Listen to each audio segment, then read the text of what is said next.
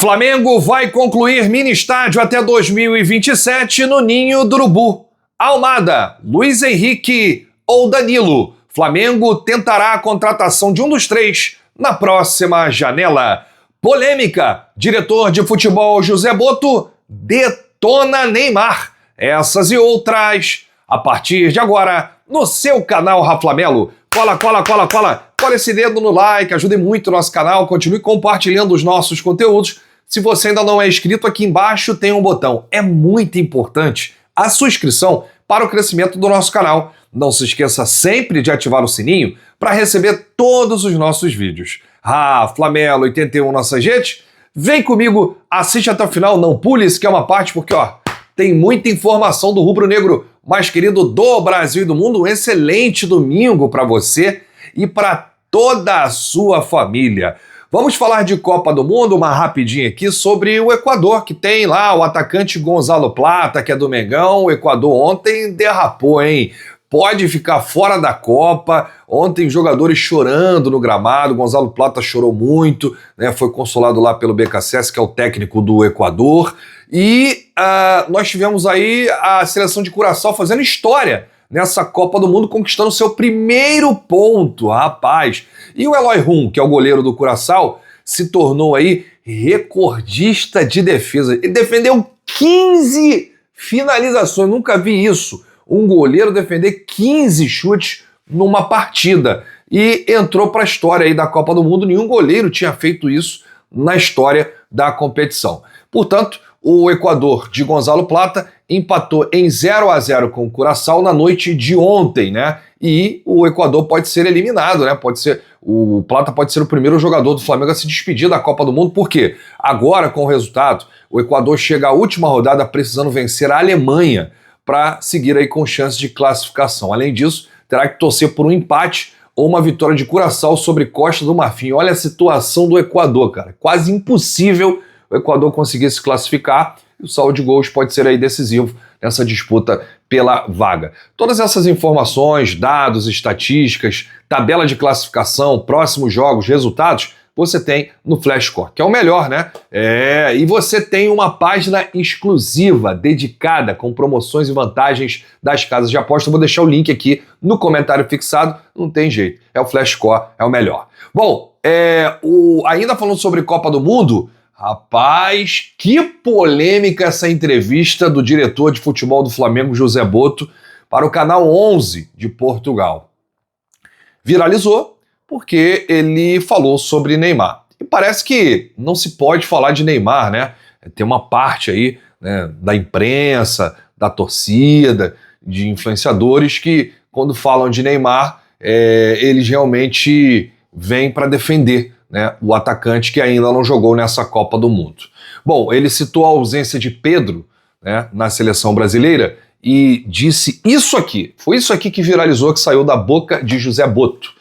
Gosto muito do Neymar, mas não consegue fazer 2 jogos seguidos. É óbvio que ele é o Neymar, mas não consigo entender como um jogador que tem, 2 jogos nos últimos 2 meses é convocado. E o Pedro, que tem 15 gols, é o artilheiro do Brasileirão, não é convocado. São opções do treinador e ele vai pagar ou não por elas. Olha, eu vou dizer uma coisa aqui para você que me acompanha. O Botto tá certíssimo. O Botto não falou nenhuma besteira. O Botto foi cirúrgico nessa questão aqui, principalmente do Neymar. Agora ele quer entender aqui como que um jogador que tem 2 jogos nos últimos 2 meses foi convocado por pura pressão. Porque eu acho que se fosse o Ancelotti mesmo convocando, né, se tivesse todo o poder, o Ancelotti não levaria o Neymar, levaria um jogador mais capacitado, né, apto. Não falo nem do Pedro aqui, vou tirar o clubismo aqui, não falo nem do Pedro, que eu acho que o Pedro merecia estar na seleção, mas levaria o João Pedro, por exemplo, do Chelsea, que é um jogador importante, fez talvez a melhor temporada da carreira, né, muito participativo, artilheiro do Chelsea na temporada passada, e não foi para a Copa do Mundo, né? Eles preferiram levar um jogador que atuou 2 jogos nos últimos 2 meses e que ainda está se recuperando, né? Deve ficar à disposição contra a Escócia. E aí o Botto foi muito criticado e muito elogiado, né? Teve sempre esse meio termo, a galera que defende o Neymar detonou o Botto, e a galera que é contra o Neymar foi aí a favor do Boto. Eu acho aqui que ele não falou nenhuma loucura, na minha opinião ele está certíssimo, o Neymar não está 100%, e não sei se ficará 100% nessa Copa do Mundo, porque não conseguiu ficar 100% aqui no Campeonato Brasileiro. Ele diz aqui que o Pedro merecia estar lá. Fez um carinho no Pedro e tal, inclusive essa declaração do Boto, dada ao Canal 11 de Portugal, caiu muito bem internamente, né? Todo mundo no Flamengo elogiou a postura do José Boto. Bom, vamos falar aqui de mercado da bola. Deixa aqui o que você achou do comentário do Boto. Agora, Boto, vamos acelerar aí as contratações do Flamengo. Vamos trabalhar, meu filho. Não é só dar entrevista, não, porque quando você dá entrevista é um leão. Agora, na hora de contratar, é um gatinho. Então, vamos acelerar aí, né, o ciclo de contratações, os reforços do Flamengo para a sequência da temporada. E já é o nosso próximo assunto, porque eu vou falar de Danilo, Luiz Henrique e Almada. São os alvos do Flamengo no mercado, né? O Flamengo, aliás, não vai contratar os três. Vai tentar contratar um dos três, ou Almada, ou Luiz Henrique, ou o Danilo. O planejamento para fazer aí, para trazer atletas de peso, como Luiz Henrique, Almada e Danilo, envolve paciência, pois são jogadores de alto nível que tendem a aguardar o desenrolar da Copa do Mundo antes de definirem seus futuros. Essa informação é do meu parceiro Bruno Castanha. Inclusive o Bruno Castanha tá voando aí, né? Fazendo um trabalho fantástico de apuração. E aí, dos três jogadores, o mais difícil aqui é o Luiz Henrique, né? Por mais que o Boto tenha aí um relacionamento até saudável com o Zenit, quem não tinha era o Braz e a antiga gestão, mas o Zenit vai pedir muita grana pelo Luiz Henrique, mais de 40 milhões de euros. Mesmo sem o Luiz Henrique ter destaque na seleção brasileira, né? Porque ele entrou no último jogo aí, entrou muito mal contra o Haiti, não conseguiu ainda ter destaque nessa Copa do Mundo o Luiz Henrique. Só que o Zenit não quer saber. Foi convocado, tá todo mundo falando, mais de 40 milhões de euros, isso o Flamengo não vai pagar. Danilo, volante do Botafogo, também está tendo poucas oportunidades na Copa do Mundo, não está tendo assim nenhum grande destaque, não deve ser aí, como é que eu posso dizer, valorizado, né? Não deve ter também propostas de fora, a não ser que mude o disco, ele comece a arrebentar na seleção brasileira, de repente consiga uma titularidade. No lugar do Paquetá é difícil, porque o Paquetá jogou muita bola contra o Haiti. Aliás, foi o melhor jogo do Paquetá com a camisa da seleção brasileira. Então assim, eu acho que o Danilo vai sempre entrar no segundo tempo, o Danilo do Botafogo. E se não tiver destaque, ele retorna ao Botafogo e aí vai ficar essa briga entre Flamengo e Palmeiras, né, para tentar a contratação, porque o Flamengo vai até o fim a tentar trazer aí o Danilo do Botafogo. E o mais provável é o Thiago Almada, que a gente sempre vem falando aqui. O Atlético de Madrid já deu o sinal verde, o Thiago Almada já aceita jogar no futebol sul-americano, já aceita retornar ao futebol sul-americano, se não tiver uma proposta boa da Europa. E aí só vai sobrar o Flamengo, porque aqui na América do Sul não tem outro time que tem assim, esse interesse muito forte no futebol do Thiago Almada. Só vejo o Flamengo e não vejo ninguém capaz de disputar com o Flamengo em termos de grana.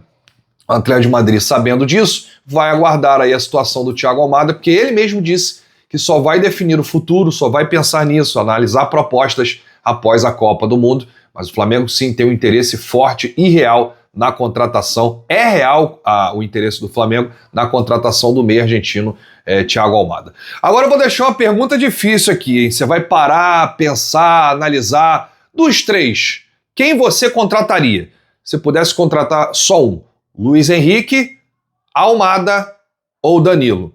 Pergunta difícil, hein? Eu tenho aqui uma opinião. Eu contrataria o Luiz Henrique.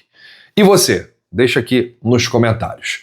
Bom, após anos de obras, o Flamengo projeta concluir o mini estádio no Ninho do Urubu até o segundo semestre de 2027. O clube aguarda a liberação de uma verba da lei de incentivo, mas pode abrir mão disso para finalizar o projeto o quanto antes. A previsão é de conclusão entre julho e agosto de 2027. Esse é o campo 10 do CT, que já tem aí a infraestrutura do gramado pronta, restando apenas o entorno. O local está em obras desde 2024 e receberá partidas do Sub-20 e também do futebol feminino. O estádio terá capacidade para 4.500 pessoas. O projeto inicial da diretoria anterior era para cerca de 2.000 pessoas. Haverá também refletores para a iluminação, possibilitando partidas noturnas. O projeto prevê 4 vestiários para os atletas, 2 vestiários para arbitragem, sala de controle de doping, sala de reuniões, recepção, área administrativa e camarotes localizados no segundo pavimento, cobertura na área técnica e uma torre que funciona como placar, transmissão e de impedimento. Em janeiro, o Flamengo enviou o projeto para a Secretaria de Esporte e Lazer do Governo do Estado do Rio de Janeiro e o objetivo é captar R$ 8.365.137,82. É a lei de incentivo estadual para concluir o mini estádio. Isso, porém, ainda está travado. Caso não seja concedido ainda em 2026, a diretoria vai projetar esse valor nos investimentos do orçamento de 2027 e tirar dos cofres rubro-negros. O cronograma de obras foi iniciado na reta final da gestão do Rodolfo Landim e a previsão inicial era de entrega até o fim de 2024. O mini estádio ficará logo no início do ninho. Ele está sendo construído do lado direito, assim que se atravessa o portão de entrada. Mais à frente está o módulo de futebol profissional e no final o terreno e o local destinado às categorias de base. Outra novidade do planejamento da diretoria é a construção de 2 quadras oficiais para o futebol de salão no Ninho do Urubu. A ideia é integrar o setor ao CT pelo entendimento que este é muitas vezes o começo da formação de atletas e, portanto, faz parte da base. Atualmente, o Flamengo conta com 10 campos que são distribuídos entre a base e o profissional e o elenco principal ocupa preferencialmente o 1, o 2 e o 3, enquanto o 4, o 5 e o 6 ficam com a base. Somente o 2 é o gramado híbrido, assim como o Maracanã. Os outros campos, 7, 8 e 9, possuem tamanho reduzido e são de grama sintética. O último campo a ficar pronto foi o do mini estádio, na entrada do CT. O campo 12 será entregue em julho e os outros estão em processo de construção. O Flamengo está montando aí um negócio de verdade, né? No CT, Jorge lá, o Ninho do Urubu, e agora, com essa conclusão do mini estádio aí para 2027, vai ficar bonito, recebendo os jogos da base, né? O Flamengo vai mandar os jogos da base lá no Ninho do Urubu e os jogos também do futebol feminino. Vou deixar o link aqui no comentário fixado da nossa loja no Shopping do Rafla. Você encontra qualquer tipo de produto e 2 coisas acontecem quando você compra aqui. Se for um produto rubro-negro, você ajuda diretamente o Flamengo. E qualquer produto você dá uma moral para o nosso canal. Então o link está aqui no comentário fixado, os produtos estão passando aqui embaixo. É o Shopping do Rafla. Grande abraço, saudações, bate no peito e diz: isso aqui é Flamengo. Valeu!